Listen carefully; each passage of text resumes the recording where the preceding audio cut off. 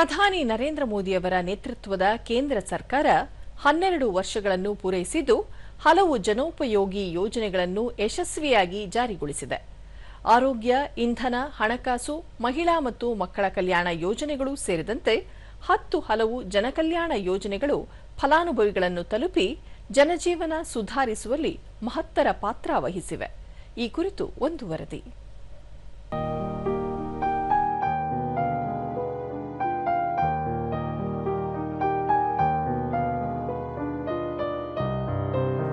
ಕೇಂದ್ರದಲ್ಲಿ ಅಧಿಕಾರಕ್ಕೆ ಬಂದ ನಂತರ ಪ್ರಧಾನಿ ನರೇಂದ್ರ ಮೋದಿ ನೇತೃತ್ವದ ಸರ್ಕಾರ ಜನಸಾಮಾನ್ಯರ ಜೀವನ ಮಟ್ಟ ಸುಧಾರಿಸುವ ನಿಟ್ಟಿನಲ್ಲಿ 16 ಯೋಜನೆಗಳನ್ನು ಜಾರಿಗೆ ತಂದಿದ್ದು ಅವು ಯಶಸ್ವಿಯಾಗಿ ಮುಂದುವರಿಯುತ್ತಿವೆ. ಇದರಿಂದ ಜನರ ಜೀವನದಲ್ಲಿ ಸಾಕಷ್ಟು ಸುಧಾರಣೆಯಾಗಿದೆ. ಕೇಂದ್ರ ಸರ್ಕಾರದ ಪ್ರಮುಖ ಯೋಜನೆಗಳಾದ ಪ್ರಧಾನಮಂತ್ರಿ ಉಜ್ವಲ ಯೋಜನೆ, ಪಿಎಂಯುವೈ, ಸುಕನ್ಯಾ ಸಮೃದ್ಧಿ ಯೋಜನೆ ಹಾಗೂ ಆಯುಷ್ಮಾನ್ ಭಾರತ್ ಉಡುಪಿ ಜಿಲ್ಲೆಯಲ್ಲಿ ಯಶಸ್ವಿಯಾಗಿ ಅನುಷ್ಠಾನಗೊಳ್ಳುತ್ತಿದ್ದು ಕಳೆದ 12 ವರ್ಷಗಳಲ್ಲಿ ಹಲವಾರು ಫಲಾನುಭವಿಗಳನ್ನು ತಲುಪಿದೆ.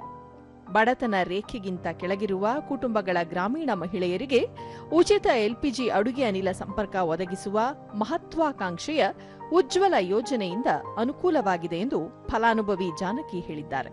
ನಾನು ಉಜ್ವಲ್ ಗ್ಯಾಸ್ ಯೋಜನೆಯನ್ನು ಪಡೆದುಕೊಂಡಿದ್ದು, ಈ ಯೋಜನೆಯಿಂದ ಸಹಾಯ ಏನಂದ್ರೆ ಕಟ್ಟಿಗೆ ಒಲೆಯಿಂದ ಅಡುಗೆಯನ್ನು ಮಾಡ್ತಿದ್ವಿ. ಇದರಿಂದ ನಮಗೆ ತುಂಬಾ ಸಮಸ್ಯೆಗಳಾಗ್ತಿತ್ತು. ಆರೋಗ್ಯದ ಸಮಸ್ಯೆ ಇರ್ಬೋದು, ಅಡುಗೆ ಮಾಡ್ಲಿಕ್ಕೆ ತುಂಬಾ ಲೇಟ್ ಆಗೋದು, ಶಾಲೆ ಮಕ್ಕಳಿಗೆ ಹೋಗ್ಲಿಕ್ಕೆಲ್ಲ ಲೇಟ್ ಆಗುವಂತದ್ದು. ಈ ಯೋಜನೆಯಿಂದಾಗಿ ನಮ್ಮಂತ ಬಡ ಕುಟುಂಬಗಳಿಗೆ ಒಂದು ಉಪಯೋಗವಾಗಿದೆ. ಮತ್ತೋರ್ವ ಫಲಾನುಭವಿ ಜ್ಯೋತಿ, ಸೌದೆ ಒಲೆಯಿಂದ ಹಿರಿಯರೂ ಸೇರಿದಂತೆ ಎಲ್ಲರ ಆರೋಗ್ಯದ ಮೇಲೆ ಪರಿಣಾಮ ಬೀರಿತ್ತು. ಕೇಂದ್ರ ಸರ್ಕಾರದ ಉಚಿತ ಅಡುಗೆ ಅನಿಲದಿಂದ ತುಂಬಾ ಉಪಯೋಗವಾಗಿದೆ ಎಂದು ಹೇಳಿದರು. ಈಗ ಕೇಂದ್ರ ಸರ್ಕಾರದಿಂದ ಉಜ್ವಲ ಗ್ಯಾಸ್ ಉಚಿತ ಆಗಿ ಸಿಕ್ಕಿದ್ರಿಂದ ತುಂಬಾ ಉಪಯೋಗ ಆಗಿದೆ. ಮತ್ತೆ ಹೊರಗಡೆ ಎಲ್ಲರೂ ಹೋಗೋದಿದ್ರೆ ನಮ್ಗೆ ಬೇಗ ಅಡ್ಗೆ ಮಾಡಿ ಹೋಗ್ಬಹುದು ಅದರಿಂದ. ಇಲ್ಲಾಂದ್ರೆ ಮೊದ್ಲಾದ್ರೆ ಗ್ಯಾಸ್ ಒಲೆಗೆ ಬೆಂಕಿ ಉರಿಸಿ ಅದ್ರಾಗ ಅಡ್ಗೆ ಮಾಡಿ ಹೋಗೋದೊಳೆ ತುಂಬಾ ತಡ ಆಗ್ತಿತ್ತು ಕೆಲ್ಸಕ್ಕೆ ಹೋಗೋರಿಗೆಲ್ಲ.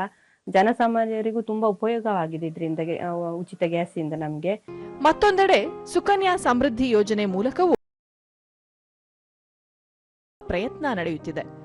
ಬೇಟಿ ಬಚಾವೋ ಬೇಟಿ ಪಡಾವೋ ಅಭಿಯಾನದಡಿ ಹೆಣ್ಣು ಮಕ್ಕಳ ಭವಿಷ್ಯದ ಶಿಕ್ಷಣ ಮತ್ತು ವಿವಾಹಕ್ಕಾಗಿ ಆರಂಭಿಸಲಾದ ಸಣ್ಣ ಉಳಿತಾಯದ ಯೋಜನೆ ಇದಾಗಿದೆ.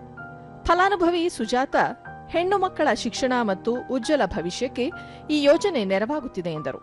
ಹೆಸರು ಸುವಿಧಾ ಅಂತ. ಇವಳ ಹೆಸರಲ್ಲಿ ಇವಳು 3 ವರ್ಷದವಳು ಇರುವಾಗ ಈ ಯೋಜನೆಗೆ ನನ್ನ ಮಗಳ ಹೆಸರಲ್ಲಿ ಒಂದು ಅಕೌಂಟ್ ಅನ್ನು ಓಪನ್ ಮಾಡಿದ್ದೇನೆ.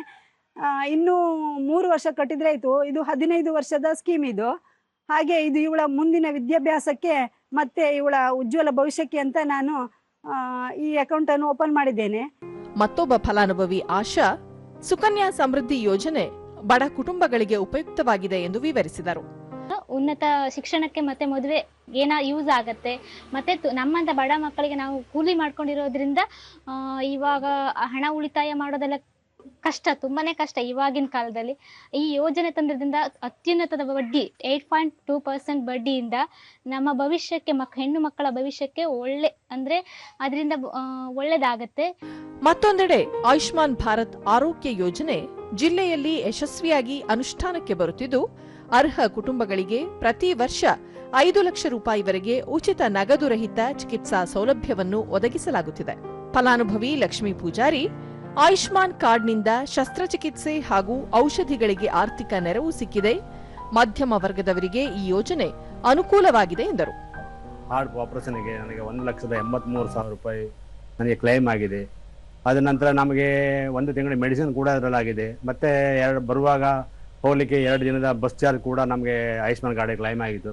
ಮತ್ತೆ 1 ತಿಂಗಳ ಮೆಡಿಸಿನ್ ಕೂಡ ನಮ್ಗೆ ಆಯುಷ್ಮಾನ್ ಕಾರ್ಡಲ್ಲಿ ಕ್ಲೈಮ್ ಆಗಿದೆ. ಇದೆಲ್ಲ ಮೋದಿಜಿಯವರಿಂದ. ಆದ್ರಿಂದ ನಮಗೆ ಮೋದಿಯವರು ತುಂಬಾ ಧನ್ಯವಾದ ಹೇಳಬೇಕು. ಒಟ್ಟಾರೆ ಕಳೆದ 12 ವರ್ಷಗಳಲ್ಲಿ ಜಾರಿಗೆ ಬಂದ ಕೇಂದ್ರ ಪುರಸ್ಕೃತ ಯೋಜನೆಗಳು ಜನಸಾಮಾನ್ಯರನ್ನು ತಲುಪಿದ್ದು ಅವರ ಜೀವನ ಸುಧಾರಣೆಯಲ್ಲಿ ಮಹತ್ವದ ಪಾತ್ರವನ್ನು ನಿರ್ವಹಿಸುತ್ತಿವೆ.